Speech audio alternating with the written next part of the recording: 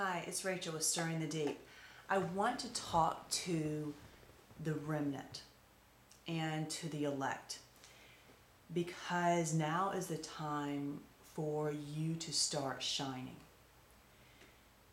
The very significant aspect that you see throughout the entire Bible is that if there are a few righteous in the land, then God will not destroy it. Now, people think that a rapture, that God's people, some people think that a rapture will happen so that God's people are taken out and the world destroyed, and I guess that they come back in. But that's not what the Word teaches. What the Word teaches is that there's a remnant that is left. And because of that remnant, the world is not destroyed. And because of that remnant, the light comes from them into the world. Okay, they are the first fruits. They are the first to be resurrected with the Spirit of Christ. They are the first to walk in righteousness. And because of that, that is what will infect the world through them. And so it's a very significant role that they play. And so because they are here, it's not destroyed. There is a verse in Isaiah, let me see if I can find it here. Isaiah 10, starting in 21. The remnant will return, the remnant of Jacob, to the mighty God. For though your people, O Israel, be as the sand of the sea, a remnant of them will return. The destruction decreed shall overflow with righteousness. A remnant will return to the true Father. Okay? The world's forsaken him.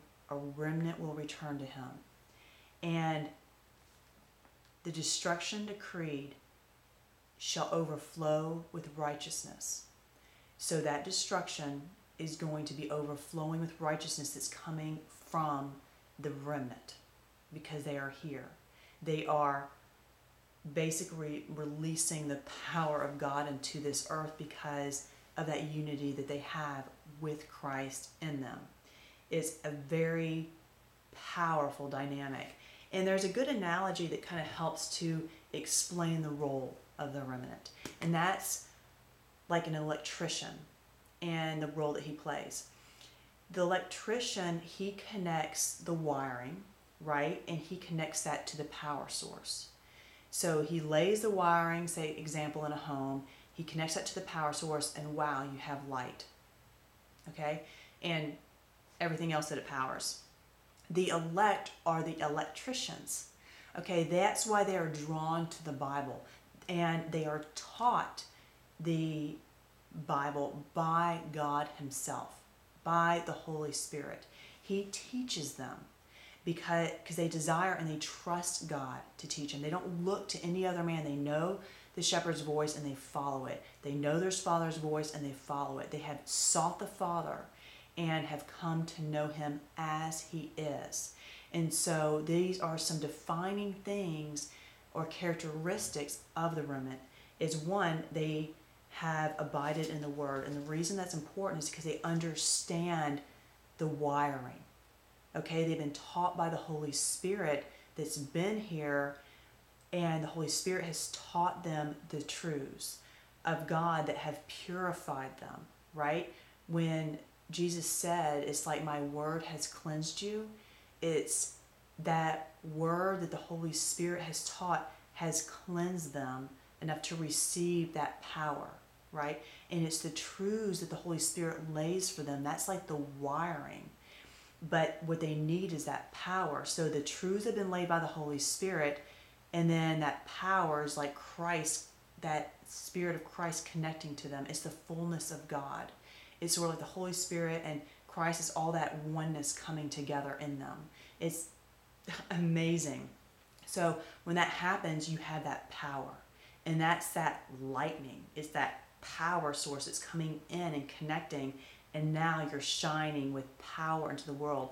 That means your words have power, your actions have power like never before, because they're coming from this source of love and truth and righteousness. And now that righteousness is reigning, righteousness has the upper hand. So this is the role of the remnant or the elect, is that they have gained these truths and thus laid the wiring and through the Holy Spirit, which has done that through them, and now they're connecting to the power source, right, which is God the Father, and he is infusing that power in them, and that's going to light the world. And other people, right, and that's why they're the servants of all, because they will be serving the rest of mankind by being that light. Now, the rest of mankind may not be drawn to the word because they don't need to know all the inner workings of everything, but they need to understand the light. They need to understand where the light switch is. They need some basic understandings, but the elect are drawn to the word because they are understanding the very details and depth of what is happening in these days, how it's happening, and it's that faith that they had that is the victory. Okay, so when you think of it this way, you understand that the elect serve as the electricians, but the majority of people just are abiding in the light. And so it's a different process they're going through. So that is why it's also they're the ones that reign with Christ, because Christ is in them, reigning through them, and reigning in this world. That righteousness is reigning. That righteousness is again, it's taking the upper hand over wickedness that has been reigning, and unrighteousness and lawlessness. And let me see, there's a verse, it's Psalm 149.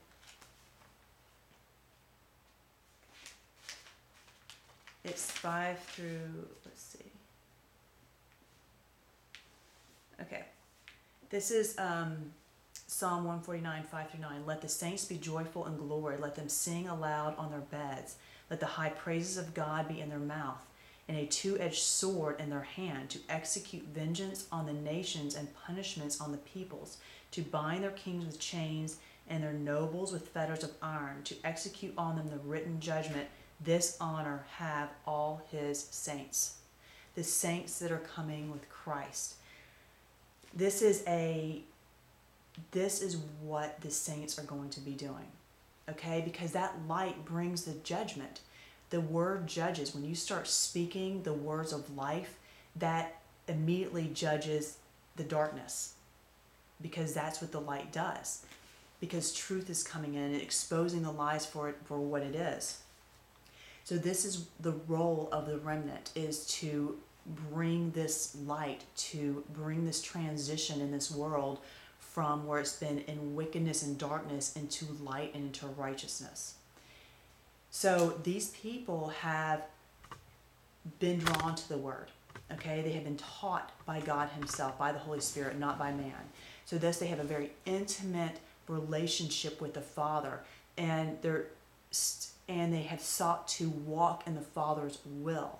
And that's why the day does not come as a thief to them, because they have been seeking to walk in the Father's will.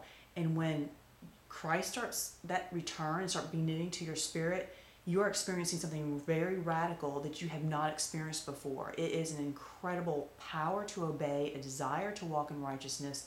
Your life is starting to have power in it, and an intense wisdom and love that you've never had before.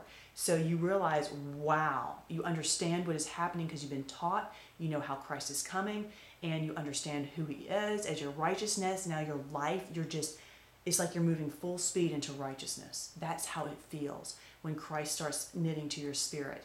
And so if you've been seeking and spending this time with him and you know him, obviously you know when that is happening. And that's why it doesn't come as a thief. But what will happen is they comes as a thief, and those elect are binding the strong man. Which is really Christ in them, binding the strong man, so that he's going to plunder everything. Christ is going to take this world from Satan's reign. Powerful stuff. So these people know God's nature, knows the Father's nature, and they understand mercy versus judgment.